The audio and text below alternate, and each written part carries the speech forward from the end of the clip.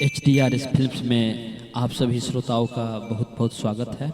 आज हम लेके आए हैं विक्की कुमार की दर्द भरी कहानी, जिनका घर बहदीनपुर मुजफ्फरपुर में है।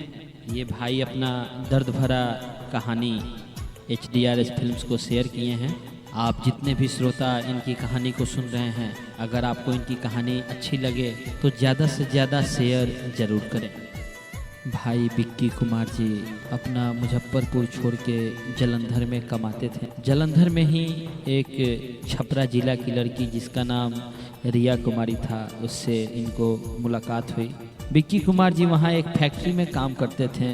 देखते देखते 1-2 महीना तक काम हो गया।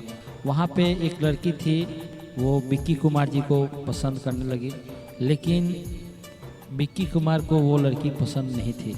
सिर्फ लड़की ही विक्की को चाहती थी।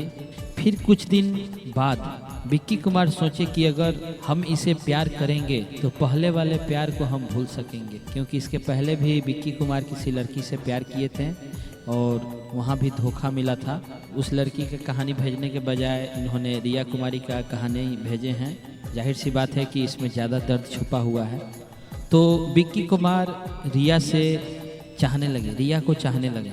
वो दोनों एक साथ, विक्की कुमार सोचते थे कि किसी को चाहो तो जी जान से चाहो, किसी की ज़िंदगी बर्बाद न होने दो।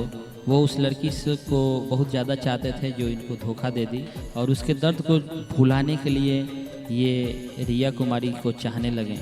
तो फरवरी महीने का समय था।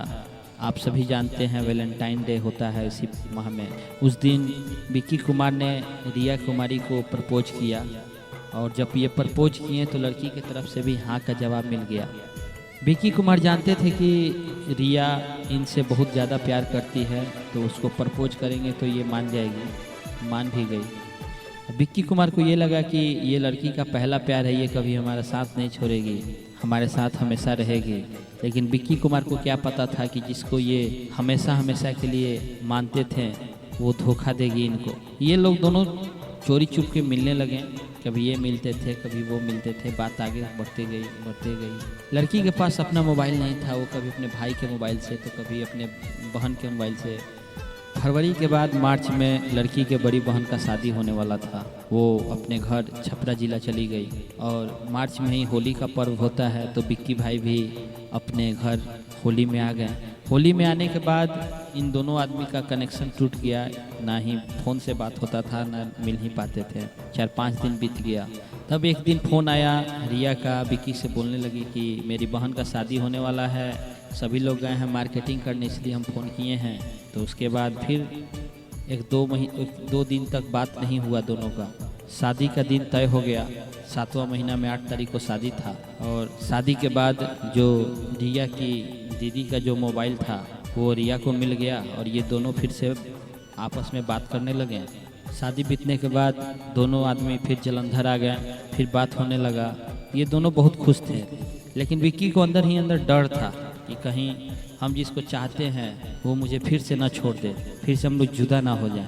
तो विक्की रिया से बोले कि रिया तुम मुझसे शादी करोगी, मेरे साथ रहोगी? तो रिया भी बोली हाँ मैं तुमसे शादी करूँगी, तुम्हारा साथ कभी नहीं छोड़ूंगी। तो ये बात हमेशा दोनों एक दूसरे को बोलते थे। एक दिन बोलते हैं कि तुमको पाने के लिए मुझे क्या करना पड़ेगा? तो रिया बोली भगवान को पूजा करो, मिल जाऊँगी तुम्हें।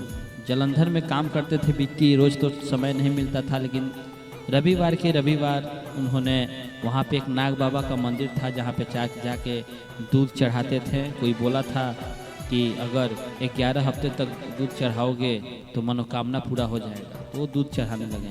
फिर भी उनके मन में डर था कहीं वो मुझे छोड़ ना दे। तब एक दिन हम उससे बोले कि चलो हम लोग दोनों छुप के शादी कर लेते हैं, क्योंकि हमें डर था, विक्की को डर था एक ना एक दिन वो मुझे छोड़ देगी। इसलिए उनको विचार आया कि उनके मांग में सिंदूर डाल देंगे तो कभी नहीं छोड़ेगी। तब एक दिन हम लोग यानी कि विक्की उस नाग बाबा के मंदिर में पहुँचे, जहाँ हर हफ्ते दूध चढ़ाने जाते थे ये। और उस दिन इन दोनों ने छुप के शादी कर लिया। उस दिन के बाद उन दोनों ने अपने परिवार से कुछ बता दो। लोग सोचे कि कुछ परिवार में बता दे, लेकिन वो लोग अपने परिवार में नहीं बताएं और शादी भी कर लिए।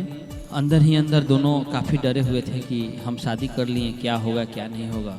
तब तक क्या हुआ, एक दिन सीढ़ी से पैर फिसल गया रिया का और वो गिर गई। बिक्की फैक्ट्री गया हुआ था। फैक्ट्री से आने के बाद जब किचन से देखी बिक्की को आते हुए तो वो लगी ज़ोर ज़ोर से चिल्लाने कि मेरा पैर में दर्द हो गया है, पैर टूट गया है, ये बहुत सारा बात लगी बोलने। तो उसका भाई वहीं पे खड़ा था, वो समझ गया कि वो उसी को सुना रही है। तब तक उसको और लगा लोग पिटने। रिया की पिटाई को देख के बिक्की को अंदर अंदर गुस्सा आ गया।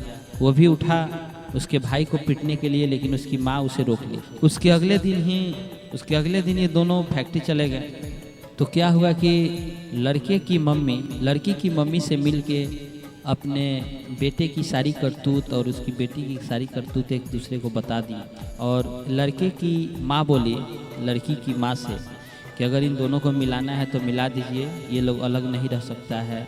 तो उसकी माँ बोली लड़की की माँ कि हम नहीं मिलाएंगे, कि अगले महीना पैसा आएगा तो हम इसको अपने घर भेज देंगे, वहीं छपरे रहेगी, आप लोग से नहीं मिलने देंगे। फिर भी ये दोनों चोरी चोरी बात करते थे। ये दोनों बात किए कि मम्मी हमको कल भेज देगी, हम गाड़ी पकड़ के चले जाएंगे। जैसे ही लड़के को पता चला कि लड़की कल होके घर जाने वाली है, ये गाड़ी पकड़ लिया और अपने घर जाने लगा। गाड़ी में बैठ के फ़ोन किया कि हम जा रहे हैं, तुम चलोगी तो चलो। लेकिन लड़की बोली कि मम्मी बोली है 3 दिन बाद वो भी गाड़ी पकड़वा देगी, वो भी चली जाएगी। फिर ये दोनों अपने अपने घर आ गए और गाड़ी में बैठे बैठे बात करने लगा लड़की से। लड़की अपने मम्मी से बोल दी कि अगर आप हमको अलग करेंगे तो हम अलग नहीं रहेंगे, क्योंकि हम बिक्की को बहुत ज़्यादा प्यार करते हैं, हम उसके साथ ही रहेंगे। लेकिन घर वाले लोग इस बात को नहीं माने। लड़का जब इस बात को सुना तो उसको काफ़ी विश्वास हो गया कि लड़की अपने घर में बोली है, उसको बहुत विश्वास हो गया। अगले दिन वहाँ उसके अगल बगल में आदमी से जब पूछा गया कि तुम अगर बिक्की से प्यार करती हो, उससे शादी करना चाहती हो, तो लड़की साफ इनकार कर गई कि नहीं, हम किसी बिक्की को नहीं चाहते हैं, हम उससे प्यार नहीं करते हैं। उस दिन से बात नहीं होता था दोनों का। लड़का समझ गया कि हो ना हो हमको प्यार में धोखा मिल ही गया। और बिक्की को आज तक समझ में नहीं आया उसको प्यार में धोखा अगर मिला तो क्यों मिला। आज भी बिक्की उससे बात करने के लिए तरसता है कि एक बार रिया से हम बात कर लें तो वो मुझे बता देती कि आखिर कारण क्या था कि उसने मुझे धोखा दिया। यही कहानी है बिक्की की दर्द भरी कहानी। अगर आपको अच्छा लगा हो तो शेयर ज़रूर कीजिएगा। धन्यवाद।